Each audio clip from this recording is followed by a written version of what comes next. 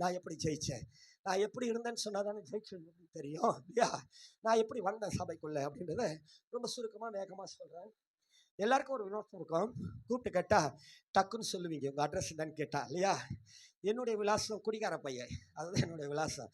அப்போ வந்து போஸ்டல், அம்மா வந்து நர்ஸு.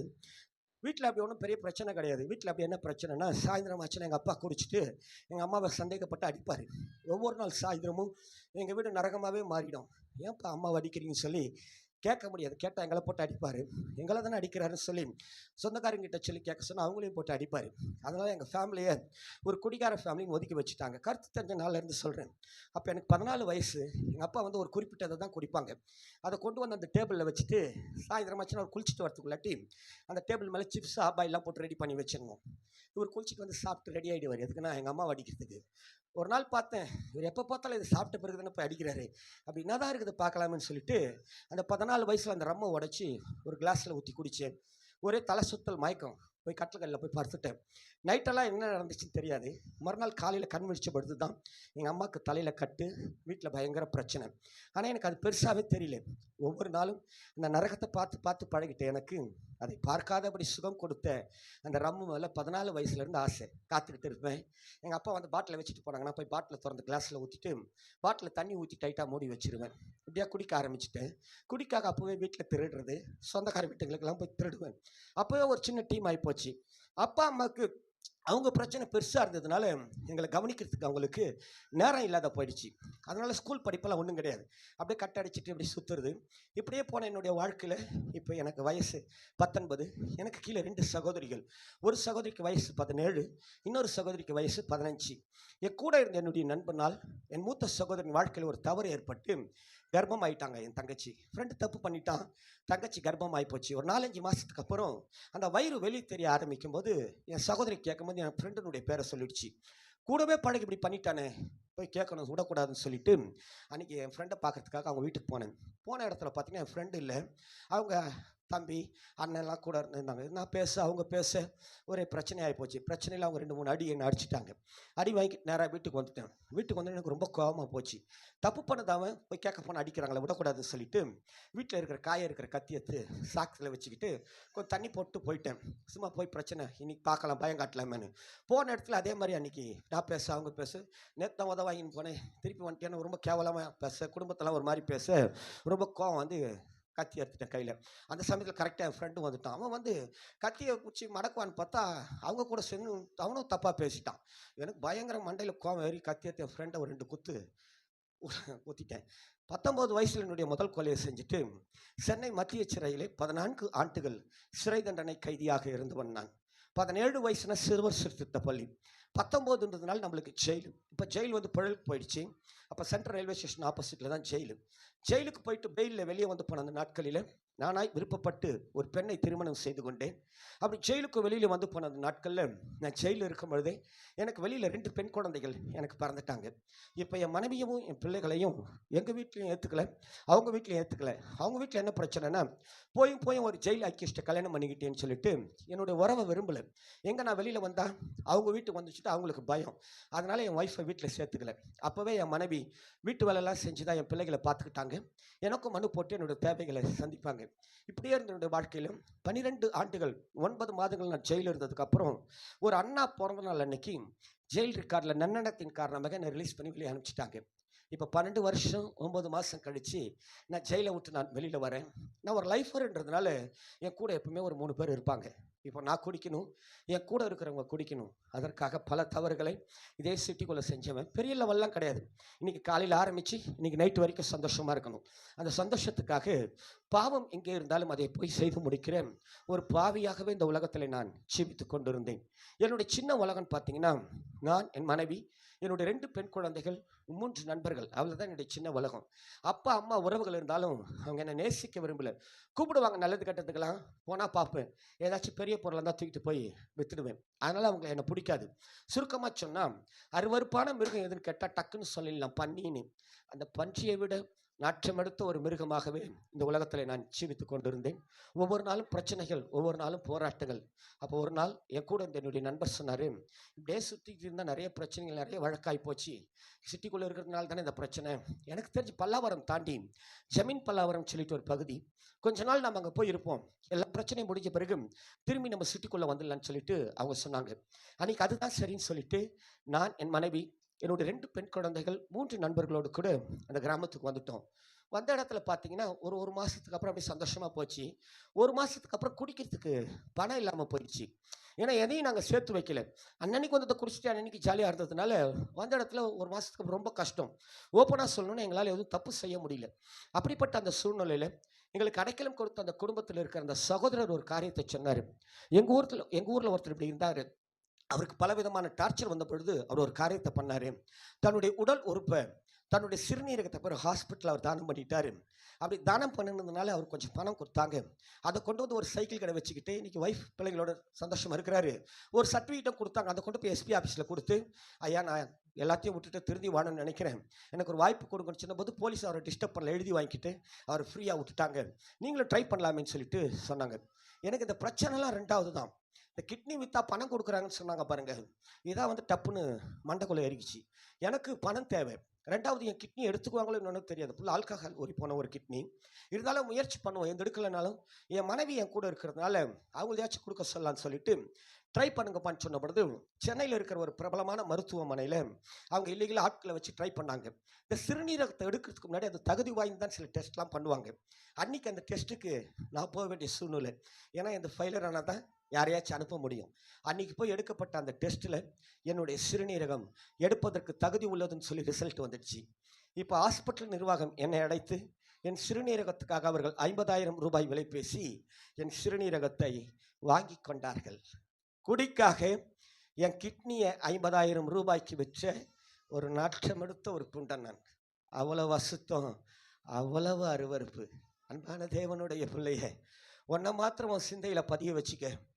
பலத்தின் மிகுதியில் தான் இந்த உலகத்தில் வாழ்கிற நாட்கள் 80 தான். பலத்தின் மிகுதியில் தான் 80 வயசு. ஆனால் வாழ்கிற வாழ்க்கை ஒரே ஒரு வாழ்க்கை தான் ஐயா. நான் புருஷர்களுக்கு சொல்கிறேன், கனத்துக்குரிய தகப்பன்மார்களுக்கு சொல்கிறேன், இந்த பூமியில் வாழ்கிற வாழ்க்கை ஒரே ஒரு வாழ்க்கை தான். சபைக்கு சொல்கிறேன், வாழ்கிற வாழ்க்கை ஒரே ஒரு வாழ்க்கை தான்மா. அடுத்த வாழ்க்கையை குறித்து இன்னைக்கு உலகம் பலவிதமான கற்பனைகளை, கட்டுக்கதைகளை சொல்லுது. நமக்கு அடுத்த வாழ்க்கையை குறித்து இந்த வேதம் ஒரு நல்ல கதையை சொல்லுது. அது இயேசுவின் வருகை என்று. ஹல்லேலூயா. இயேசு வரப்போகிறார். ஹல்லேலூயா. இயேசு வரதான் போகிறார். ஒரு ஆமேன் சொல்லுங்க பார்க்கலாம். தோற்றவர்களுக்கு அவர் வருகையில் உண்மையாகவே இடம் கிடையாது ஐயா. ஜெயிச்சவங்களை அழைத்து கொண்டு போக தான் என் ஆண்டவர் வரப்போகிறார் ஐயா. ஹல்லேலூயா.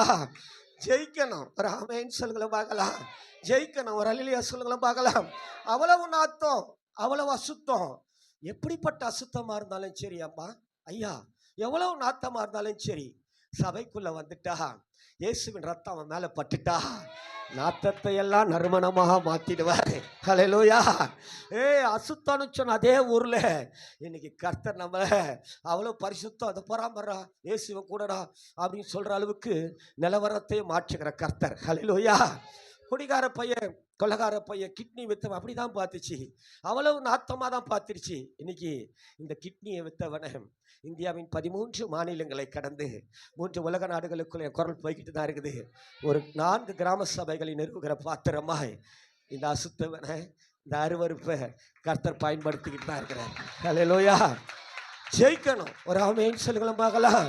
அன்பான தேவனுடைய பிள்ளைய ஜெயிச்சு ஆகணும். ஒரு ஆமேன் சொல்லுங்கள பார்க்கலாம்.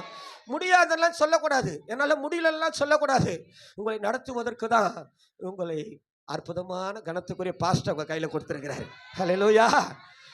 அழகான தேவன், அழகான தேவன், அற்புதமான தேவன். இன்னைக்கு கடவுள் எங்கப்பா இருக்கிறான்னு நிறைய பேர் தேடிக்கிட்டு இருக்கிறான். ரொம்ப பேருக்கு விளங்கலை. எத்தனை பேருக்கு எங்கேயும் அங்கே இருக்கிறாரு, இங்கே இருக்கிறாரு சொல்கிற இடத்துக்குலாம் ஓடிக்கிட்டு இருக்கிறான். நாம் ஜெயிச்சா அவங்களுக்கு நம்ம வாழ்க்கை சொல்லும், கடவுள் இவங்க கூட இருக்கிறாரு பாரு. ராமேன்னு சொல்ல பார்க்கலாம். ஹல்லேலூயா. ஹல்லேலூயா. பணம்லாம் நண்பர்கள்கிட்ட தான். அதே கிராமத்தில் ஒரு 3-3.5 மாதம் நல்ல குடி, பணம் காலியாகிற அந்த ஸ்டேஜ். ஒரு நாள் எங்களுக்கு அடைக்கலம் கொடுத்து அந்த குடும்பத்தில் இருக்கிற அந்த சகோதரி அவங்க கணவர்கிட்ட சொல்கிறாங்க, பணம் காலியாக போகுது, இந்த ஆளை பார்த்தாலே ஒரு மாதிரி இருக்குது, நிச்சயமா அடுத்தது அவங்க பொண்டாட்டி கிட்னி விற்கிறதுக்கு இந்த ஆள் தயங்க மாட்டான். இந்த ஆள் அனுப்பிச்சு விட்டுருக்குன்னு சொல்லிட்டு அவங்க பேசுனது என் காதில் விழுந்துடுச்சு. என் காதில் விழுணுன்றதுக்காகவே அன்னைக்கு அவங்க கொஞ்சம் சவுண்டாக பேசிட்டாங்க. நான் பார்த்து அவங்கள அனுப்பிச்சிட்டு அசிங்கம், நம்மளா ஜென்டலாக வீட்டை விட்டு வெளியே போயிடலான்னு சொல்லிட்டு அன்னைக்கு நான், என் மனைவி, என்னோட 2 பெண் குழந்தைகள், 3 நண்பர்களும் அந்த வீட்டை விட்டு நாங்கள் வெளியில் வந்துட்டோம்.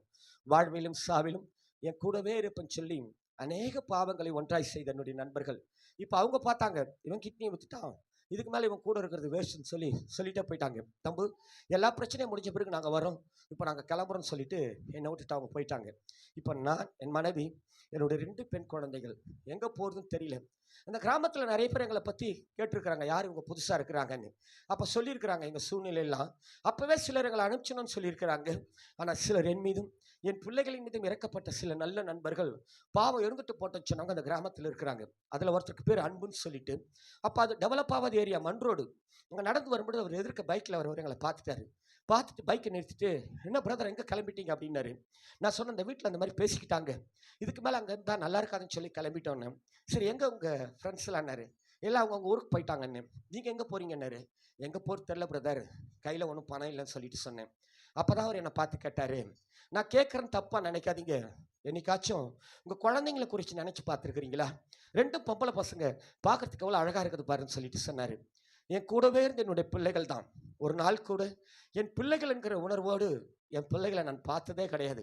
அவர் கேட்டதுக்கு அப்புறமா தான் அப்படி திரும்பி பார்க்குறேன். தலையில் எண்ணெய் இல்லாமல் கிழிஞ்சி போன ட்ரெஸ்ஸை போட்டுக்கிட்டு என் மனைவியின் கையை என் பிள்ளைங்க பிடிச்சிட்டு இருக்கிறத பார்க்கும்போது எனக்கு ரொம்ப கஷ்டமாக தான் போச்சு. கஷ்டமாக தான் இருக்குதுன்னு. அப்போ அவங்க சொன்னாங்க, நீங்கள் கிளம்பிட்டீங்க, உங்களை தடுக்க விரும்பல, ஆனால் உங்கள் பிள்ளைகளுக்காக நீங்கள் எதையாச்சும் செய்யணும்னு நினச்சா வாங்கலாம், ஒரு 10 நிமிஷம் நாம் உட்காந்து பேசலாம்னு சொல்லிட்டு அவர் சொன்னார். எனக்கு வேறு வழி இல்லாததுனால அன்றைக்கி அவர் கூட அவங்க வீட்டுக்கு போயிட்டேன். எங்களை கூப்பிட்டு போய் உட்கார வச்சு காஃபிலாம் கொடுத்துட்டு அவங்க ஒய்ஃபோட அவர் பேச போயிட்டார். ஒரு 1/2 மணி நேரம் கழித்து வந்து அவர் சொன்னார், பிரதர் நீங்கள் கிளம்பிட்டீங்க, ஆனால் ரொம்ப நாளாக உங்கள் பிள்ளைகளை பார்க்குறப்ப என் மனைவி சொல்லிக்கிட்டே இருப்பா, பாருங்கள் அந்த குழந்தைங்க எவ்வளோ அழகாக இருக்குதுன்னு சொல்லிட்டு. ஏன்னா எங்களுக்கு குழந்தைங்களே கிடையாது. நீங்கள் வேணால் ஒன்று பண்ணுங்களேன், உங்கள் பிரச்சனையெல்லாம் முடிச்சுட்டு நீங்கள் திரும்பி வர வரைக்கும் உங்கள் பிள்ளைகளை வேணால் எங்கள் வீட்டில் விட்டுட்டு போங்க, இதுங்களை எங்கள் பிள்ளைகளை போல் நாங்கள் ஸ்கூல்லலாம் சேர்த்து நாங்கள் படிக்க வைக்கிறோம், உங்களுக்கு விருப்பம்னா இருக்கட்டும், இல்லைனா எப்போ வேணால் வந்து கூப்பிட்டு போயிடுங்கன்னு சொல்லிட்டு அவங்க சொன்னாங்க. நான் உடனே என் ஒய்ஃபை கேட்குறேன்னு சொல்லிட்டு என் மனைவி வெளியே கூப்பிட்டு போய், நம்ம குழந்தைங்களை கேட்குறாங்களே கொடுத்துடலாமான்னு. என் மனைவி சொன்னா, பேசாத கொடுத்துடலாங்க, நம்மளும் ஹாஸ்டலில் சேர்க்கணும் தானே ட்ரை பண்ணிக்கிட்டு இருக்கிறோம், நிறைய ப்ரொசீஜர் கேட்குறாங்க, ஆனால் இவங்க படிக்க வைக்கிறேன்னு சொல்கிறாங்க, ஒருவேளை ஏதாச்சும் ஒரு வழக்கில் திருப்பி நின்று நீங்கள் ஜெயிலுக்கு போயிட்டா கூட நான் அந்த பக்கத்தில் எங்கன்னா ஒரு வீட்டில் தங்கி வேலை செஞ்சுக்கிட்டு டெய்லி போய் நான் குழந்தைங்களை பார்த்துக்கிறேங்க, பசங்க படிக்கணுங்கன்னு சொல்லிட்டு என் மனைவி சொன்னாங்க. நான் சொன்னேன், கையில் ஒன்றும் இல்லாமல் கிளம்பிட்டோம், ஏதாச்சும் பணம் கொடுப்பாங்களா கேட்கலாமான்னு சொல்லிட்டு என் ஒய்ஃப் கிட்ட கேட்டேன். என் மனைவி என்னை எதிர்த்தெல்லாம் பேச மாட்டாங்க. அவங்கக்கிட்ட போய் சொன்ன பொழுது, என்ன அப்படியெல்லாம் பேசுகிறீங்களே நாங்கள், இல்லை பிரதர் நான் சிட்டிக்குள்ளே போக முடியாது, இந்த பக்கம் எங்கன்னா போகணுன்னா கூட கையில் ஒன்றும் இல்லைன்னு சொன்ன பொழுது அன்னைக்கு என் 2 பெண் குழந்தைங்களை அவங்க வீட்டில் விட்டுட்டு அவங்க கையில் நான் வாங்கின பணம் 5000 ரூபாய். அதை வாங்கின உடனே அந்த பல்லாவரத்தில் என் கால் போன இடம் ஒரு ஒயின் ஷாப் தான், போய் கொஞ்சம் சாப்பிட்டு வந்துட்டேன். அது வரைக்கும் நல்லா இருந்தேன். என் ஒய்ஃபு இப்போ ரோட்டில் ஓன்னு அழ ஆரம்பிச்சிட்டாங்க. நீங்கள் பணத்தை வாங்கிட்டு திரும்பி குடிக்க தானே போயிட்டீங்க, இந்த குடியை விடுவீங்கன்னு பார்த்தா விடுற மாதிரி தெரியல, இதுக்கு மேலே உங்களை நம்பி பிரயோஜனம் இல்லை, தயவுசெய்து பிள்ளைகளை வாங்கி என்கிட்ட கொடுத்துருங்க, நான் எங்கள் அம்மா வீட்டோட போயிடறேன்னு சொல்லிட்டு அழ ஆரம்பிச்சிட்டாங்க. என் மனைவியை ஆறுதல் படுத்துறதுக்காக நான் சொன்னேன், அடாதம்மா, தாம்பரம் தாண்டி போனால் நிறைய கிராமம் இருக்குது, அந்த பக்கம்லாம் நம்மளை யாருக்குமே தெரியாது, ஏதாச்சும் ஒரு கிராமத்தில் போய் ஒரு வீடை வாடகைக்கு எடுப்போம், ஒரு வாட்ச்மேன் வேலையாச்சும் தேடிக்கிட்டு திரும்பி வந்து நான் குழந்தைங்களை கூப்பிட்டு வந்துடுறேன், ஏன் கவலைப்படுறேன்னு சொல்லிட்டு என் மனைவியை ஆறுதல் படுத்தி அங்கிருந்து நேராக வந்து பல்லாவரத்தில் பஸ்ஸை பிடிச்சி இப்போ தாம்பரத்தில் வந்து இறங்கிட்டோம். தாம்பரத்தில் ஈஸ்ட் தாம்பரம், அப்போ ரயில்வே கேட்டு இப்போ பிரிட்ஜெலாம் கட்டிட்டாங்க, கேட்டை தாண்டினா ஈஸ்ட் தாம்பரம் பஸ் ஸ்டாண்டு 51Aன்னு சொல்லிட்டு ஒரு பஸ்ஸு ஏறி உட்காந்துக்கிட்டு கடைசி டிக்கெட் கேட்ட பொழுது அது அகரம் தென் என்கிற கிராமத்தில் எங்களை கொண்டு போய் இறக்கிடுச்சு. கையில் ஒரு 4600 ரூபாய் பணம், வீடு தேட ஆரம்பித்தோம். 300 ரூபாய் வாடகையில் 1000 ரூபாய் அட்வான்ஸில் ஒரு சின்ன ஒரு ஓலை வீடை வாடகைக்கு எடுத்துகிட்டு ஒரு 1500 ரூபாய்க்கு சமையல் செய்யறதுக்கு சின்ன சின்ன பாத்திரங்களெல்லாம் வாங்கி வச்சுட்டு சுற்றி இருக்கிற பகுதிகளில் வேலை தேட ஆரம்பித்தேன். இப்போலாம் சின்னதாக பண்ணுறாங்க, அப்போ எனக்கு இதுலேருந்து இது வரைக்கும் லேசில் பண்ணி இப்படி சாஞ்சி தான் நடப்பேன், வெயிட்லாம் தூக்கக்கூடாதுன்னு சொல்லிட்டாங்க. ரொம்ப சிம்பிளான வேலை, வாட்ச்மேன் வேலை தான் தேன்னா அந்த வேலை கூட கிடைக்கல, சூரிட்டி வேணும், ரேஷன் கார்டெல்லாம் வேணும்னு சொல்லிட்டாங்க. ரொம்ப கஷ்டம், ரொம்ப ரொம்ப கஷ்டம். நான் மிகைப்படுத்தி சொல்ல விரும்பலை. அன்றைக்கி என்னுடைய சூழ்நிலை டெட்லைன் எனக்கே பிடிக்கல. என் ஒய்ஃப் கிட்ட போய் சொன்னேன், ரொம்ப கஷ்டமாக இருக்குதுமா அப்படி சொல்லிட்டு சொன்னேன். எல்லாத்தையும் விட்டுட்டு நீங்கள் மாத்திரம் போதுன்னு சொல்லி என் பின்னால் வந்த என் மனைவி சொன்ன ஒரு வார்த்தை, பேசாத நம்ம செத்து போயிடலாங்க அப்படி சொல்லிட்டு சொன்னாங்க. ஏற்கனவே அந்த முடிவை நான் எடுத்துட்டேன். நான் சொன்னேன், 2ம் பொம்பளை பசங்கள் ஆயிடுச்சு. நம்ம இருக்கும்போது அந்த பசங்களுக்கு இந்த நிலவரம். நம்ம செத்துட்டு அதுங்களை யாரும்மா பார்த்துக்குவாங்க? பெசத ஒன்று பண்ணலாம். கொடுத்த இடத்துலேருந்து கூட்டின்னு வந்துடலாம். குடும்பமாகவே சேர்ந்து நம்ம செத்துடலாமான்னு சொல்லிட்டு முடிவு பண்ணி, அந்த அலுமினியம் பாத்திரங்களெல்லாம் நசுக்கி கடையில் போட்டால் ₹60 கொடுத்தாங்க. அதை வாங்கிட்டு அன்றைக்கி நானும் என் ஒய்ஃபும் ஜமீன் பல்லாவரம் வந்து குழந்தைங்களை கொடுத்த இடத்துல போய் கேட்டோம். ஒரு 2 நாள் மாத்திரம் பிள்ளைகளை கொடுங்க, சந்தோஷமாக வச்சுட்டு நான் திருப்பி கொடுத்துட்றேன். என் நண்பர் பாம்பேயில் இருக்கிறார், வர சொல்லிட்டாரு. திரும்பி நாங்கள் சிட்டிக்குள்ளே வரப்போகிறதில்லன்னு சொன்ன பொழுது அவங்க கொடுக்க மாட்டேன்னு சொல்லிட்டாங்க. பணம்லாம் 2வது பிரதர். இந்த பசங்களுக்கு ஸ்கூல் ஃபார்ம்லாம் வாங்கிட்டோம். அதுங்க அங்கிள் ஆண்டின் மைண்ட் செட் ஆகுது. ஏன் டிஸ்டர்ப் பண்ணுறீங்கன்னு சொல்லிட்டு ஒரு மாதிரி பேச ஆரம்பிச்சிட்டாங்க. ஆனாலும் பக்கத்தில் என் மனைவி அழுதுகிட்டு இருக்கிறத பார்த்துட்டு ஒரு வார்த்தை சொன்னாங்க, நீங்கள் பாம்பேக்கு தனியாக தான் போகிறீங்க, பிள்ளைகளுடைய எதிர்காலத்தை பாழாக்க மாட்டீங்கன்ற நம்பிக்கையில் வேணா ஒன்று சொல்கிறோம். உங்கள் வீடு எங்களுக்கு தெரியாது, வீடை காட்டுங்க. பிள்ளைகளை கொண்டு வந்து உங்கள் வீட்டில் விட்டுட்டு நாங்களே 2 நாள் கழித்து திரும்பி வந்து பிள்ளைகளை கூப்பிட்டு போயிடறேன்னு சொல்லிட்டு அந்த அகரம் தேன்கிற கிராமத்தில் வந்து என் பிள்ளைகளை விட்டுட்டு அவங்க போயிட்டாங்க. இப்போ 2 நாளுக்குள்ளே நான் செத்தே ஆக வேண்டிய கட்டாயத்தில் இருக்கிற கடைசி நாள். பாய்சன் வாங்கிறதுக்கு கூட கையில் பணம் கிடையாது. அன்பான தேவனுடைய பிள்ளையே, தேவனை ஆராதிக்கும்படியாய் நல்ல உற்சாகமாய் முழு இருதயத்தோடு கடந்து வந்த அற்புதமான தேவ சபையே, அருமையான தகப்பனே, தாயே, கனத்துக்குரியவர்களே, திரும்பவும் சொல்கிறேன் ஐயா, ஒரே ஒரு வாழ்க்கை தான் ஐயா. தம்பி தங்கச்சி உங்களுக்கும் சொல்கிறேன், ஒரே ஒரு வாழ்க்கை தான். வாழ்க்கையை விட்டுறாதீங்க ஐயா. இந்த வாழ்க்கையில் நம்மளை யார் நம்புகிறாங்களோ இல்லையோ, ஆனால் கர்த்தர் ரொம்ப நம்புகிறாரு. ஹல்லேலூயா. கர்த்தர் நம்புகிறார். அம்மா ஐயா, உங்களை கர்த்தர் நம்புகிறாரு. அவன் நம்புறா இவன் நம்புறா அதெல்லாம் யோசிக்காதீங்க. உங்களை கர்த்தர் ரொம்ப நம்புகிறாரு. ஹல்லேலூயா. நீங்கள் நம்புகிற அத்தனை மனிதர்களும், இவன் தூக்குவான் தங்கச்சி, இவன் பார்த்துக்குவான் சொல்கிற அத்தனை உறவுகளும் வேதம் சொல்லுகிறது முகத்தை தான் பார்க்குறாங்களாம். உங்கள் முகத்தை தான் ஏன் பார்த்து பழகிறான்? இந்த உலகத்தில் யாருமே உங்கள் முகத்தை தான் பார்க்க முடியும், அவ்வளோதான் அவனுடைய கெப்பாசிட்டி. ஆனால் நீங்கள் ஆராதிக்கிற இந்த ஆண்டவர் உங்கள் இருதயத்தை பார்க்கிறவர் என்று வேதம் சொல்லுகிறது. அம்மா, உள்ளத்தின் வேதனைகளை, உள்ளத்தின் துக்கங்களை எல்லாம் அறிந்த ஒரு சக்தி இந்த திருச்சபையின் தலைவர் இயேசுவர் மாத்திரம்தான். ஒன்றுமே தெரியாதுன்னு நினைக்காத அவருக்கு நினைவுகளின் தோற்றத்தை எல்லாம் அறிந்தவர் அவர். எல்லாம் அவருக்கு தெரியும். விலையேறப்பெற்ற படைப்பு இந்த படைப்பு, தெரியுமா? ரொம்ப பேருக்கு விளங்கலை, ரொம்ப பேருக்கு புரியல. உலகம் புரிஞ்சு சொல்லுதுங்க, அரிது அரிது மானிடராய் புறத்தல் அரிதாம், அதை விட அரிது கூன்குருள் செவிடு நீங்க புறத்து. அவ்வளவு விலை உயர்ந்த படைப்பா பார்க்குது இன்னைக்கு உலகம். இவ்வளவு விலை உயர்ந்த படைப்பா கர்த்தர் உங்களையும் என்னை படைச்சு வச்சிருக்கிறாரு. ஹல்லேலூயா. விட்டுறாதீங்க. ஒரு ஆமேன்னு சொல்லுங்கள பார்க்கலாம். நான் ஜெயிக்கணும், ஒரு ஆமேன்னு சொல்ல பார்க்கலாம். என் பிள்ளைகள் ஜெயிக்கணும், ஒரு ஆமேன்னு சொல்ல பார்க்கலாம். நான் சொல்றேன், இந்த முன்னால் உட்காந்துருக்க இந்த பிள்ளைகள்லாம் இருக்குதுல்ல, தம்பி தங்கச்சி, இந்த பிள்ளைகள் எல்லாம் அவங்க பெற்றோர்கள் எப்படி பார்ப்பீங்க? தகப்பனார்களுக்கு சொல்கிறேன், எப்படி பார்ப்பீங்க ஐயா? பிள்ளைகளாக தான் பார்ப்பீங்க இல்லையா? நானே என் குழந்தைய என்ன பண்ணுவேன்? குழந்தையாக தான் பார்ப்பேன். ஆனால் இந்த திருச்சபையின் தலைவர் எப்படி பார்க்குறாரு தெரியுமா? நீங்கள் கரத்தில் சுமந்துக்கிட்டு வந்திருக்கிறீங்களே, இந்த வேதத்தின் தலைவர் இயேசு எப்படி பார்க்குறாரு தெரியுமா? இந்த பிள்ளைகளை எல்லாம் ஒரு சந்ததியாக பார்க்குறாரு, ஒரு பரம்பரையாக பார்க்குறாரு. ஹல்லேலூயா. நீங்கள் ஜெயிச்சா நீங்கள் ஜெயிக்கல, உங்கள் பரம்பரையே ஜெயிக்கும். ஹல்லேலூயா. உங்கள் சந்ததியை ஜெயிக்கும். ஒரு ஆமேன்னு சொல்லுங்கள பார்க்கலாம். ஜெயிக்கணும், ஒரு ஆமேன்னு சொல்லுங்கள பார்க்கலாம். நான் எழும்பணும், ஒரு ஆமேன்னு சொல்ல பார்க்கலாம். நான் ஓடணும், ஒரு ஆமேன்னு சொல்லுங்கள பார்க்கலாம். என் தலைமுறைகளை ஜெயிக்க வைக்கணும், ஒரு ஆமேன்னு சொல்லுங்கள பார்க்கலாம். ஹல்லேலூயா. கர்த்தர் நம்புறார் ஐயா. கர்த்தர் நம்பி என்ன நம்பி என் மனைவி என் பிள்ளைகளை கரத்தில் கொடுத்துருக்கிறாரு. ஒரு ஆமேன்னு சொல்ல பார்க்கலாம். நம்பி சபைக்குள்ள கொண்டு வந்து விட்டுருக்கிறார். ஒரு ஆமேன்னு சொல்லுங்கள பார்க்கலாம். ஹல்லேலூயா. நான் ஒரு காரியத்தை பார்த்தேன், சபையில் வந்த உடனே எல்லாருக்கும் வாய்ப்பு கொடுக்குறாரு பாஸ்டர். ஹல்லேலூயா. பாடம் தெரியும், அதெல்லாம் ராகம் தெரியும், அதெல்லாம் இல்லை. எல்லாரும் வா முன்னால், ஒரு ஆமீன்னு சொல்ல பார்க்கலாம். ஹல்லேலூயா. ரொம்ப பேர் இப்படிப்பட்ட வாய்ப்புலாம் கொடுக்குறதே கிடையாது. ஹல்லேலூயா. ஹல்லேலூயா. உங்களை நடத்துகிற போதகருக்காக நான் ஆண்டவரை ஸ்தோத்தரிக்கிறேன். ஹல்லேலூயா. ரொம்ப கனத்துக்குரியவர், விட்டுறாதீங்க ஐயா. ஒரு ஆமீன்னு சொல்லுங்கள பார்க்கலாம். ஜெயிக்கணும், ஒரு ஹல்லேலூயா சொல்லுங்கள பார்க்கலாம். ஹல்லேலூயா. ஹல்லேலூயா. சிலர்லாம் பாஸ்டரை பார்த்துட்டு ரொம்ப அவர் அப்படி இருக்கிறார் இவர் இப்படி இருக்கிறாருன்னு சொல்லி ரொம்ப வேதனைப்படுவாங்க. நடத்துகிறவர்கள் எப்பவுமே அப்படிதான். ஒரு அமைச்சர்களை பார்க்கலாம். படிக்கிற மாணாக்கள் தான் ஜெயிக்கணும், ஒரு அலையில பார்க்கலாம். படிக்கிற மாணாக்கள் தான் போகணும், IFS IAS IPS ஏறிக்கிட்டே இருக்கணும். ஒரு அமைச்சர்களை பார்க்கலாம். எந்த வயதினரும் ஜெயிக்கலாம் இங்கே, ஒரு அமைச்சர்களை பார்க்கலாம். ஹல்லேலூயா. பாய்சனை வாங்க பணம் இல்லை பிரதர், பாய்சன் வாங்கிறதுக்கு வழி இல்லை எங்களுக்கு. அவ்வளவு நெருக்கமான காலகட்டம். நாங்க எப்படி வேணா செத்துடலாம். ஆனா எங்க குழந்தைகளை எப்படி சாகடிக்க முடியும்? அதுங்க நாங்க செத்து அதுங்க பொழைச்சிக்கிச்சுன்னா ரொம்ப கஷ்டமாயிடும்ல. ஏன்னா எங்களை நேசிக்கிறதுக்குன்னு சொல்றதுக்கு ஒருத்தரும் கிடையாது இந்த உலகத்துல. நாங்க நல்லா இருக்கணும்னு நினைக்கிறதுக்கு ஒருத்தரும் கிடையாது. பெத்த தாய் தந்தெல்லாம் விட்டுட்டாங்களே, உடன் பிறந்தவர்கள் விட்டுட்டாங்க, உறவுகள் விட்டுடுச்சு, வழியெல்லாம் கிடையாது எங்களுக்கு.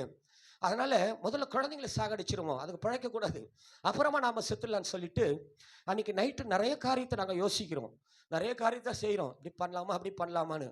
நான் சொன்னேன், இப்படிப்பட்ட கொடூரமான காரியத்தெல்லாம் நினைக்க வேணாம், இன்னும் ஒரு நாள் இருக்குதுல்ல, பொழுது விடிஞ்சா வேற எதனா வழி கிடைக்குதா பார்க்கலான்னு சொல்லிட்டு மறுநாள் காலையில் பார்க்கலாம், கம்முன்னு படுக்கலாம் அப்படின்னு படுத்தா தூக்கம் வரல. எப்படியாச்சும் சாகணும், இது ஒரு நேரம் ஓடிக்கிட்டு இருக்குது. மறுநாள் காலையில் எப்போதா விடியோன்னு காத்துக்கிட்டே இருந்தேன். விடிஞ்ச உடனே இறங்கி அப்படியே வெளியில் வந்தேன். பக்கத்தில் மாடம்பக்கம்னு சொல்லிட்டு ஒரு கிராமம், அது ஒரு ஏரி. அந்த ஏரிக்கரையில் அரளி செடிங்க. இந்த ஆடு மேய்க்கிற பசங்களை கேட்டு இந்த அரளி தானே கன்ஃபார்ம் பண்ணிக்கிட்டு அந்த காய்களை எல்லாம் பறிச்சுட்டு வந்துட்டேன். பறிச்சுட்டு வந்து வீட்டில் வச்சு நசுக்கி வாயில் தொட்டு பார்த்தா கசப்பு. நான் சாப்பிட்ருவேன், என் மனைவி சாப்பிட்ருவாங்க, என் பிள்ளைகளுக்கு இது எப்படி கொடுக்குறதுன்னு தெரியல. சாப்பிட்டுட்டு கசப்புன்னு சொல்லி துப்பிட்டா நாங்கள் செத்து எங்கள் பிள்ளைங்க புடச்சிக்குமே. அதனால் என்ன பண்ணுறது, எப்படி சாகிறதுன்னு ஒன்றுமே விளங்கலை. இப்படியே யோசிச்சுக்கிட்டு நாங்கள் உட்காந்துட்டு இருக்கிறோம். நான் ரொம்ப அழுகிறேன்.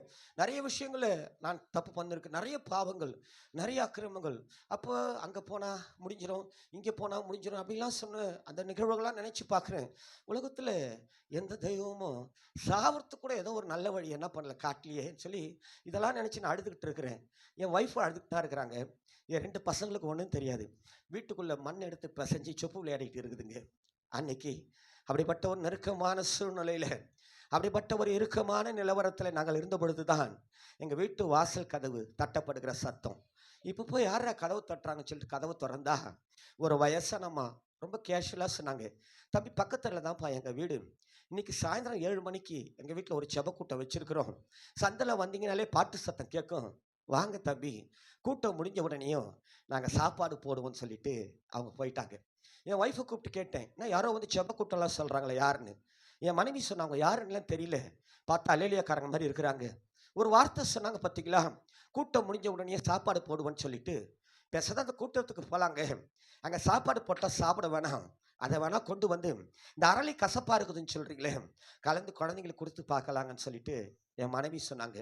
அன்னைக்கு இந்த இயேசுவை தேடி அற்புதங்களுக்காக, சுகத்துக்காக, ஆசீர்வாதங்களுக்காக போன அந்த கூட்டத்தின் நடுவில் இந்த இயேசுவை தேடி சாகணும்னு போன ஒரு சின்ன கூட்டம் நாங்கள். இயேசுவை தேடி வாழ்றதுக்காக நாங்கள் அன்றைக்கி அந்த வீட்டுக்குள்ளே காலை வைக்கல, சாகிறதுக்காகவே, ஒரு வேளை சாப்பாட்டுக்காகவே அன்றைக்கி அந்த வீட்டுக்குள்ளே காலை வச்சவங்க நாங்கள். ஒரு வேளை சாப்பாடை போட்டு இந்த உலகத்தில் என் மனைவி பிள்ளைகளை நேசிக்க தெரியாத அத்தனை இனப்புறவினான், ஒரு வேளை சாப்பாடை போட்டு என் மனைவி பிள்ளைகளை வாழ வைக்க தெரியாத அத்தனை குடிகார பாவினான், சாகிறதுக்கு கூட தைரியமற்ற நிலவரத்தில் தான் அன்னைக்கு அந்த வீட்டுக்குள்ளே போய் உட்கார்ந்தோம். செவுத்துல சாஞ்சி உட்காந்துக்கிட்டேன். என்னென்னமோ பேசுனாங்க, என்னென்னமோ பாடினாங்க, ஒன்றும் என் மைண்டில் ஓடலை. என் மைண்டில் ஓடுந்தெல்லாம் சீக்கிரமாக கூட்டத்தை முடிங்க, சாகணும் சாகணும், இதுதான் ஓடிக்கிட்டே இருக்குது. கூட்டம் முடிஞ்சது. அந்த பாஸ்டர் வந்து எல்லாருக்கும் ஜெபம் பண்ணுவார். என்கிட்ட வந்து சொன்னார், பிரதர் முட்டி போடுங்க, உங்களுக்காக நான் ஜெபிக்கிறேன் அப்படின்னாரு. நான் சொன்னேன், அதெல்லாம் ஒன்றும் வேணாங்கன்னு. இல்லை முட்டி போடுங்க, இன்னைக்கு இயேசு உங்களை தொடரணும்னு விரும்புகிறாரு, முட்டி போடுங்கண்ணே. நான் சொன்னேன், எனக்கு அதெல்லாம் பழக்கம் இல்லைங்க, வாடங்கன்னு. ஆனால் பக்கத்தில் இருந்த என் மனைவி சொன்னாங்க, பேசாதான் முட்டி போட்டுருங்க, நம்ம சாப்பாடை வாங்கிட்டு சீக்கிரம் வீட்டுக்கு போயிடலான்னு சொல்லிட்டு என் ஒய்ஃப் சொன்னாங்க. இன்னைக்கு ஒரு நாள் தான் என் பிள்ளைங்க என் கூட இருக்கிற நாள். பொழுது விடிஞ்சா என் பிள்ளைகளை படிக்க வைக்கிறேன்னு சொன்னவங்க வந்து கூட்டு போகிறதுக்கு வந்துடுவாங்க. இன்னைக்கு இந்த அரளியை சாப்பிட்லன்னா கூட செத்தே ஆக வேண்டிய கட்டாயத்தில் இருக்கிற கடைசி நாள். என் மனைவி சொன்ன உடனேயும் எனக்கெல்லாம் ஒரு வாழ்க்கை கிடைக்கின்ற நம்பிக்கையிலையோ, நான்லாம் இந்த சமுதாயத்தில் என் மனைவி பிள்ளைகளோடு வாழுவென்ற விசுவாசத்துலேயோ நான் முட்டி போடல, வேண்டா விருப்பம் தான் நான் முட்டி போட்டேன். நான் முட்டி போட்ட உடனே அவர் தலையில் கை வச்சு சொன்னார், ஏற்கனவே 2 தடவை நீங்கள் சாக வேண்டியது சாகலை, இன்னைக்கு குடும்பத்தோடு சாகணும்னு நினச்சிட்டு வந்திருக்கிறீங்க, சாகவே மாட்டீங்க. இயேசு உங்களை நேசிக்கிறார், இயேசு உங்களை நேசிக்கிறார். இயேசு சொல்லுகிறார், வாளாக்காமல் தலையாக்குவேன், நீங்கள் கீழாகாமல் மேலாவீர்கள் என்று இயேசு சொல்கிறாருன்னு சொல்லிட்டு சொன்னார். உண்மையாகவே உண்மையாகவே அவர் சொன்ன அந்த வார்த்தை எனக்கு ஒன்றுமே விளங்கலை. எனக்கு விளங்கலைன்றது அப்பா இயேசுவுக்கு தெரிஞ்சு திரும்ப 2வது தடவை ரொம்ப சவுண்டாக வித்தியாசமாக சொன்னார். 2வது தடவை அவர் சொன்ன அந்த விதம், அந்த வார்த்தை அப்படியே வந்து நெஞ்சில் நச்சுன்னு பாய்ஞ்சு போச்சு. ஏன்னா நான் வாழ்ந்த அருவருப்பான வாழ்க்கை, நான் வாழ்ந்த அசுத்தமான வாழ்க்கை எனக்கு தான் தெரியும். நம்ம வாழ்க்கையை குறித்து மற்றவங்க கொடுக்குற சாட்சியில் ரெண்டாவது நான் பிரதர்ஸ்க்கு சொல்கிறேன், கனவான்களுக்கு சொல்கிறேன், புருஷர்களுக்கு சொல்கிறேன்.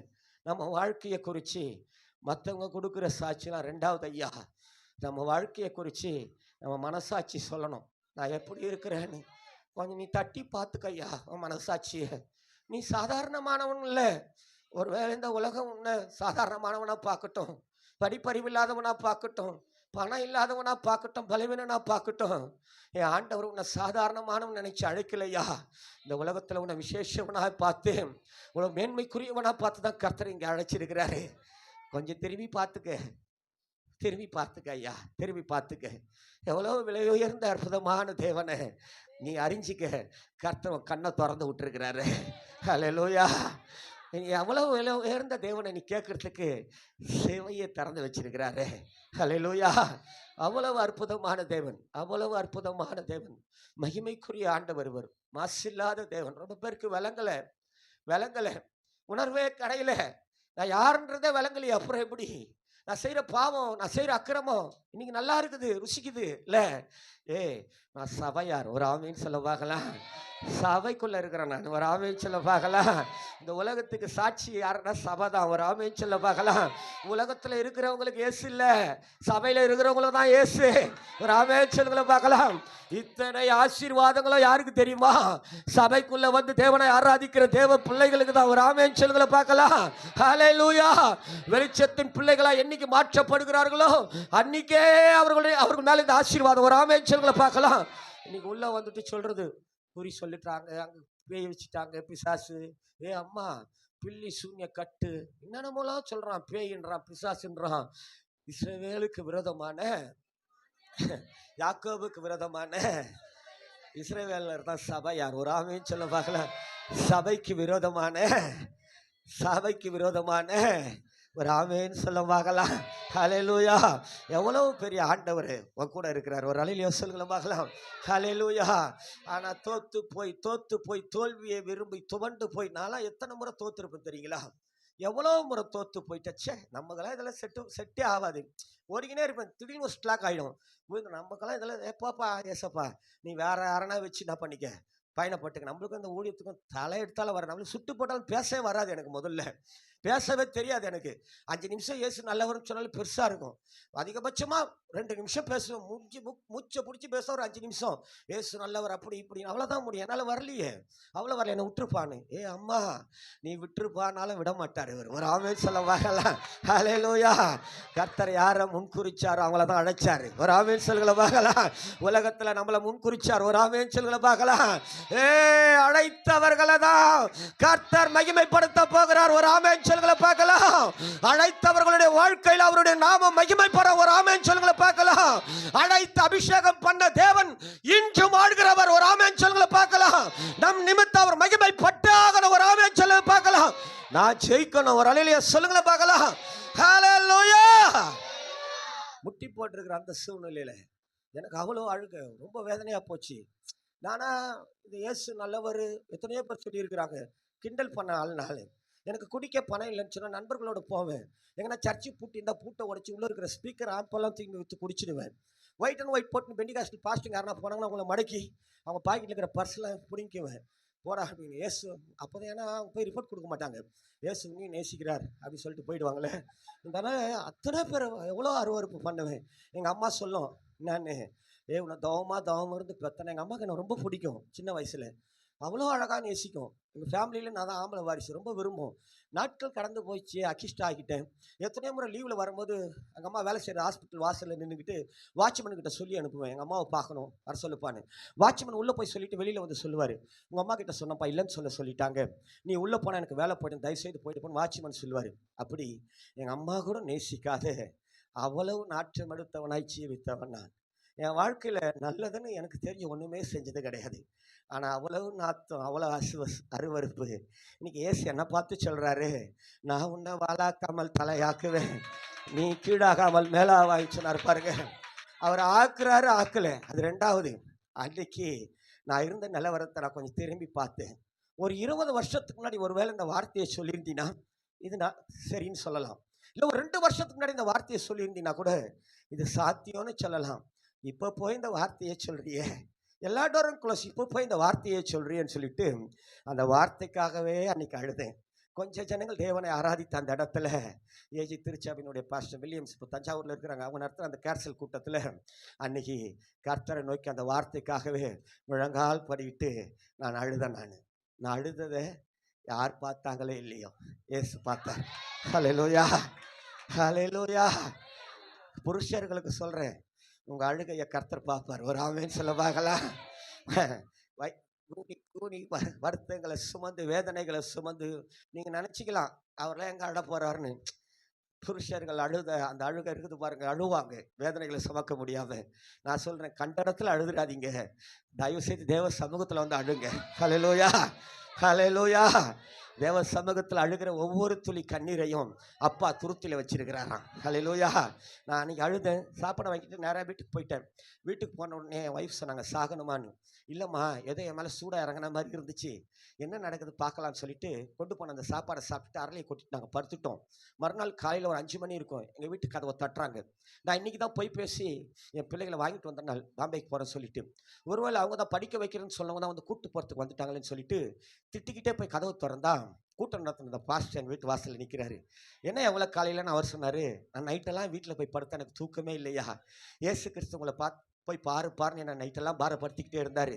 நான் நைட்டே வந்தால் நீங்கள் தப்பாக நினச்சிங்கன்னு சொல்லிட்டு தான் காலையிலேருந்து உங்கள் விலாசம் தெரியாது அந்த அம்மா கிட்ட விசாரிச்சுக்கிட்டு வந்துட்டேன். ஏன் அப்படி அழுதிங்கன்னு அந்த பாஸ்டர் கேட்டார். உள்ளே கூப்பிட்டு எங்கள் கதையெல்லாம் சொல்லி நான் அழ, என் மனைவி அழ, இந்த பாஸ்டர் சேர்ந்து அழுதுட்டார். அவர் அழுதுட்டு சொன்ன ஒரு நல்ல ஒரு வார்த்தை, இன்னைக்கு என் சிந்தை முழுவதுமாய் வியாபித்திருக்கிற அந்த வார்த்தை, இயேசுவுக்கு ஒரு பெயர் இருக்குது பிரதர், அவர் பயில்காட்டி அழைக்கிற தேவன். ஒரு மனுஷனையும் ஒரு குடும்பத்தை அழைச்சார்னா அவங்களுக்கு ஒரு வாக்குத்தத்தம் கொடுப்பாரு. உங்களுக்கு நல்ல வாக்குத்தத்தம், வாளாக்காமல் தலையாக்குவேன், நீங்கள் கீழாகாமல் மேலாவிற்கு சொல்லியிருக்கிறாரு. இந்த உலகத்தில் யார் சொன்னதை செய்கிறாங்களோ தெரியல, ஆனால் சொன்னதை செய்கிற ஒரே சக்தி ஆண்டவர் இயேசு ஒருவர் மாத்திரம்தான். கவலைப்படாதீங்க, நாளைக்கு காலையில் ஒருத்தருக்கு தூக்கு தண்டனை, இன்னைக்கு நைட்டு ஜனாதிபதியினுடைய கருணை மனு கண்ணில் பட்டு தூக்கு தண்டனை தப்பு வைக்கப்பட்ட மாரியப்பன் நிறைய ஊழியர்களுடைய கதையெல்லாம் சொன்னார். இந்த ரவுடிஸும் போலீஸ் இதெல்லாம் ஆண்டவருக்கு ஒரு பெரிய மேட்ரு கிடையாது. இப்போ உங்களுக்கு ஒரு பெரிய பிரச்சனை எதுன்னு சொன்னால் அடுத்த வேலை சாப்பாட்டுக்கு வழி இல்லை, அதுதான் பிரச்சனை, வாங்க நான் உங்களுக்கு வழி காட்டுறேன்னு சொல்லிட்டு அவர் பைக்கில் உட்கார வச்சுக்கிட்டு நீலாங்கரைன்னு சொல்லிட்டு ஒரு பகுதி கடற்கரை ஓரத்தில் இருக்கிற அற்புதமான ஒரு கிராமம், கபாலீஸ்வரர் நகர் 2வது தெரு. பைக் போது ஒரு பில்டிங் ஆல்ட்ரேஷன் பண்ணிட்டு இருக்கிறாங்க, வாசலில் நிறுத்துறாரு. வாசலில் கணவன் மனைவி நின்றுக்கிட்டு வாங்க பாஸ்டர் வாங்க பிரதர்னாங்க. இந்த பாஸ்டர் ஏமனால தான் அவங்கள பார்த்து கேட்டார், நான் வருவேன்னு சொல்லிட்டு உங்களுக்கு ஃபோனே பண்ணல, எங்களை வரவேற்க நீங்கள் வாசல்லே நிற்கிறீங்களேன்னு. அப்போ அவங்க சொன்னாங்க, உங்களை வரவேற்க நாங்கள் வாசலில் நிற்கல, நான் அதிகாலையில் இருந்து ஜெபிச்ச பொழுது ஆண்டவர் எங்களுக்கு ஒரு வார்த்தையை சொன்னார், நான் என் மகனை அனுப்புவேன், அவனுக்கு சில தேவைகள் இருக்குது, அதை சந்திக்கணும்னு. யார் அந்த மகன்? நாங்களும் வந்துட்டு போகிறோம் பாஸ்டர், இது வரைக்கும் யாருமே வரல, இப்போ நீங்கள் தான் இவரை கூப்பிட்டு வரீங்க, ஒரு வேளை இவராக தான் இருக்குன்னு நினைக்கிறோம், இவரை உள்ளே கூட்டின்னு வாங்கன்னு சொல்லிட்டு அவங்க உள்ளே போயிட்டாங்க. அந்த பாஸ்டரும் உள்ளே போயிட்டாரு. எனக்கெல்லாம் ஒன்றுமே விளங்கலை, கிரகிக்கவே முடியல, இயற்கைக்கு அப்பாற்பட்ட அந்த காரியம். ஏன்னா நான் வாழ்ந்த நாட்களின் ஜீவியத்தில் இந்த இயேசுவுக்கு ஆதரவாகவோ அனுகூலமாகவோ எந்த ஒரு நன்மையோ எந்த ஒரு காரியத்தை செஞ்சதே கிடையாது. நான் செஞ்சது முழுக்க துரோகமும் பாவமும் மாத்திரம்தான். ஆனால் அந்த இயேசு கிறிஸ்து இந்த பாவிக்காக நைட்டில் போய் ஒரு பாஸ்டர் கிட்ட பேசுகிறாரு. இந்த பாவிக்காக அவங்க யாரும் நான் முன்ன பின்ன பார்த்ததே கிடையாது, அவங்க கிட்ட போய் எனக்கு உதவி செய்யுங்கன்னு சொன்னார் பாருங்க. அன்னைக்கு அந்த வீட்டுக்குள்ளே போகிறதுக்கு முன்னாடி என் இருதயத்தில் ஒரு தீர்மானம் எடுத்தேன், ஒருவேளை இந்த வீட்டுக்குள்ளே போய் எனக்கு ஒரு வேலை கிடைச்சா, ஒருவேளை இந்த வீட்டுக்குள்ளே போய் நான் அந்த சமுதாயத்தில் என் மனைவி பிள்ளைகளோட வாழறதுக்கு எனக்கு ஒரு வாய்ப்பு மட்டும் கிடைச்சா, சத்தியமாக சொல்கிறேன் சப்பா, எங்கெல்லாம் நான் துன்மார்க்கமாக சுற்றி திரிந்தேனோ, எங்கெல்லாம் தூஷிக்கிறவனா சுற்றி திரிந்தேனோ, அங்கெல்லாம் திருவா நின்று சொல்லுவேன், ஏசு ஒருத்தர் தாயா மெய்யான தேவன், ஏசு ஒருத்தர் தாயா உயிரோடு கூட இருக்கிறவர், ஏசு ஒருத்தர் தாயா ஜீவன் உள்ளவர்னு தெருவா நின்று சொல்லுவேன். எனக்கு வாழ்த்துக்கு மாத்திரம் ஒரு வாய்ப்பு கொடுங்கன்னு இருதயத்தில் ஒரு தீர்மானத்தோடு அன்றைக்கி அந்த வீட்டுக்குள்ளே காலை வச்சேன். நான் தீர்மானம் எடுத்து அந்த நாளை கொஞ்சம் திரும்பி பார்த்துக்கிறேன். 24 ஆண்டுகள் என் தலையெழுத்தே கர்த்தர் மாற்றிட்டார். ஹல்லேலூயா. பிரதர்ஸ், கனவான்களே, புருஷர்களே, நீங்கள் எடுக்கிற தீர்மானங்கள் என் தேவனிடத்திலிருந்து நல்ல தீர்ப்புகளை கொண்டு வந்துடும். ஹல்லேலூயா. எடுக்கிற தீர்மானத்தில் நிற்க முயற்சி பண்ணுங்க. ஹல்லேலூயா. அந்த தீர்மானம் சபைக்குள்ளே இருக்கட்டும். ஒரு ஆமென் சொல்லுங்கள பார்க்கலாம். இன்னைக்கு சபையை விட்டு பிரிக்கிற, சபை நிகழ்வுகளை விட்டு தூரமாக்குகிற நிறைய காரியங்கள் இன்னைக்கு வந்துடுச்சு. எந்த நிலவரத்திலையும் எந்த சூழ்நிலையிலையும் சபையை விட்டு விலகாத ஒரு தீர்மானம். ஒரு ஆமென் சொல்லுங்கள பார்க்கலாம். ஏற்ற நேரம் வரும் வரை பலத்த கரத்துக்குள்ள அடங்கி இருக்கிற தீர்மானம். ஒரு ஆமென் சொல்லுங்கள பார்க்கலாம். ஹல்லேலூயா. நான் திரும்பி பார்த்துக்கிறேன். எல்லா நேரம் ஆயிடுச்சு, வேகமாக போகிறேன். ஃபுல்லாக பார்க்கணும். ஏஞ்சல் டிவியில் கர்த்தர் நல்லவர், சால்வேஷன் டிவியில் தேவனால் எல்லாம் கூடும், நிறைய ப்ரோக்ராம். யூடியூப்பில் வில்மார்ட்னு போட்டிங்கன்னா, பிரதர் வில்மார்ட் போட்டிங்க, எல்லா சேனலும் வரும். ரட்சிக்கப்படாத உறவுகளுக்கு போட்டு காட்டுங்க. ஹல்லேலூயா. அதன் பிறகு அந்த போதகருடைய தொடர்பு, அங்கிருந்து ஒரு ஆட்டோ ஓட்டுநரின் தொடர்பு. நான் வில்லிவாக்கம் பகுதிக்கு என் மனைவி பிள்ளைகளோடு வருவதற்கு அந்த போதகர் உதவி செய்தார். வில்லிவாக்கம் பகுதிக்கு நான் வந்த பொழுது என்னுடைய சொத்து 2 துணி மூட்டை, 2 பிளாஸ்டிக் குடம். வில்லிவாக்கம் பகுதிக்கு வந்த பிறகுதான் இந்த ஆண்டவர் ஒரு அற்புதமான திருச்சபையை காண்பித்தார். அதில் காலை வச்ச அந்த ஆரம்ப நாள் என் வாழ்க்கையில் நான் மறக்கவே மாட்டேன். ஹல்லேலூயா. நான் சபையில் இருக்கிற கனவான்களுக்கு சொல்கிறேன், புருஷர்களுக்கு சொல்கிறேன், ஆரம்ப நாளை மறக்காத. ஒரு ஆமென் சொல்ல பார்க்கலாம். ஐயா, நீ உள்ள வந்த நாளை மறக்காத. ஒரு ஆமென் சொல்ல பார்க்கலாம். வேதத்தில் மோசே சபை நடத்திக்கிட்டே வரும்போது மோசேயினுடைய தலைமைத்துவம் முடிகிற பொழுது அவர் ஒன்று எழுதி வச்சிருப்பார். உபாகமத்தின் புத்தகத்தில் 16:3 எழுதுவார், நீ உயிரோடு இருக்கிற நாளெல்லாம் புறப்பட்ட நாளை மறக்காதன்னு. ஒரு ஆமென் சொல்லுங்கள பார்க்கலாம். புறப்பட்ட நாள் ரொம்ப விசேஷம். ஒரு ஆமென் சொல்லுங்கள பார்க்கலாம். ஒரு அல்லேலூயா சொல்லுங்கள பார்க்கலாம். புறப்பட்ட நாள் மேன்மை. ஒரு ஆமென் சொல்லுங்கள பார்க்கலாம். நான் மறக்காத இருக்கிற கிருபையை கொண்டுப்பான்னு ஜெபிச்சுக்குவேன். அப்பா அம்மா உறவுகள் அத்தனை பேரும் அதே பிரசவாக்கத்தில் நல்ல நிலவரத்தில் இருந்தாலும் அவர்களை போய் பார்க்க முடியாத ஒரு சூழ்நிலை. ஒரு பக்கம் போலீஸ், அப்படி சென்னை மாநகரத்தினுடைய கமிஷனராக முத்துக்கருப்பன் அவர்கள் இருந்த நாட்கள் போலீஸ் பிரச்சனை, இன்னொரு பக்கம் என்னுடைய உறவுகள் என்னை சாகடிக்கணும். இது மத்தியில் அடுத்த வேலை சாப்பாட்டுக்கு வழி இல்லாமல் ஒரு கிழிஞ்சி போன வேஷ்டியை கட்டிக்கிட்டு, 4 இடத்துல கிழிஞ்சிருக்கோம், இலவச வேஷ்டி தச்சு தான் போட்டுக்கிட்டு இருப்பேன். காலில் போடக்கூட செருப்பு இல்லாமல் நான், என் மனைவி, என் பெரிய மகளுக்கு வயசு 8, என் சின்ன குழந்தைக்கு வயசு 7, அலங்கோலமான நிலவரத்தில் ஒருத்தரும் நேசிக்காத, யாருமே விரும்பாத ஒரு சின்ன கூட்டம் நாங்கள் சபைக்குள்ள கடந்து வந்தோம். ஹல்லேலூயா. வந்தவர்களையெல்லாம் வாட வைத்து அழகு பார்க்கிற ஒரே தேவன் திருச்சபையின் தலைவர் ஒருவர் மாத்திரம்தான். ஹல்லேலூயா. என்னிடத்துல வருகிற ஒருவனையும் நான் புறம்பே தள்ள மாட்டேன்னு சொன்ன தேவன் அவர். ஹல்லேலூயா. நாங்கள் சபையை ஆண்டவரை தேடினதை ஆண்டவர் பார்த்தார். ஹல்லேலூயா. நான் இன்னும் மிகைப்படுத்தி சொல்லணும்னா, நாங்கள் ஆண்டவரை தேடின விதத்தை சபையை நடத்துகிற போதகரும் பார்த்தார். ஹல்லேலூயா. இன்னைக்கு நாடுகளை கடந்து எங்கள் ஊழியங்கள். ஹல்லேலூயா. ஹல்லேலூயா. எந்த ஊரில் வாழ முடியலன்னு ஓடணுமோ அதே எல்லைகளுக்குள்ளே கர்த்தர் நம்மளை ஒரு கனத்துக்குரியவனா வச்சிருக்கிறாரு. ஹல்லேலூயா. எந்த ஊரில் என் பிள்ளைகளெல்லாம் சாகடிக்கணும்னு சொல்லி தேடிக்கிட்டு இருந்தாங்களோ அதே எல்லைகளுக்குள்ளே என் பெரிய மகள் பிஎஸ்சி பிஎட் எம்எஸ்சி எம்ஃபில், அவங்க ஒரு கவர்மெண்ட் ஸ்கூல் டீச்சர், திருமணம் முடித்து அவர்களுக்கு ஒரு பெண் குழந்தை உண்டு. என் சின்ன மகள் நர்ஸ், அவர்களுக்கும் திருமணம் முடித்து ஆண் பெண் 2 குழந்தைகள் உண்டு. கர்த்தர் நம்மளை தாத்தா வாங்கிட்டார் இன்னைக்கு. ஹல்லேலூயா. அம்மா ஐயா, ஜெயிக்கணும். ஒரு ஆமென் சொல்ல பார்க்கலாம். ஜெயிச்சு ஆகணும். ஒரு ஆமென் சொல்லுங்கள பார்க்கலாம்.